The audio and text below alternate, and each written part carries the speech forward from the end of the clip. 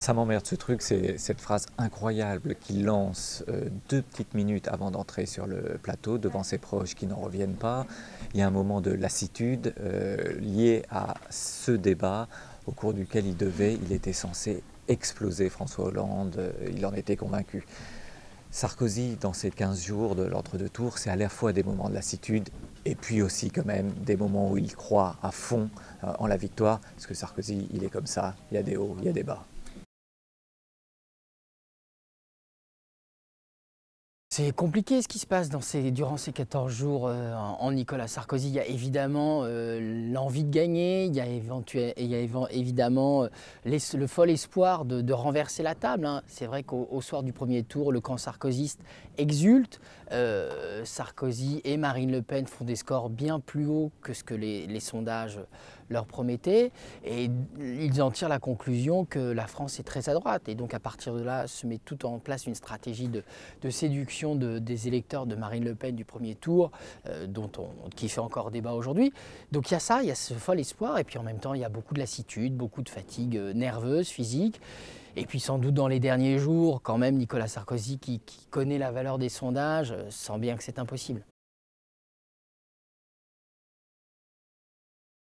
Tous les présidents sortants candidats à leur propre succession avaient opté en fin de campagne pour une stratégie de père de la nation. Là où Sarkozy innove totalement, notamment sous l'influence du fameux Patrick Buisson, c'est qu'il tente de rassembler son camp et son extrême camp plutôt que de jouer les pères de la nation. Est-ce que c'est cette stratégie qui le fait perdre? Est-ce que c'est cette stratégie qui le fait atteindre un score que ne lui promettaient pas les sondages? Et donc, est-ce que c'est cette stratégie qui lui permet de sauver la face? On est dans cet entre-deux. C'est un débat d'hier, mais c'est un débat de demain parce que cette stratégie inédite va beaucoup influencer les candidats de la droite. Ce que réussit Nicolas Sarkozy dans cet entre-deux tours, c'est à imposer ses thèmes. Il perd la bataille d'hommes, l'antisarkozysme est plus fort que lui, il n'arrive pas à le renverser.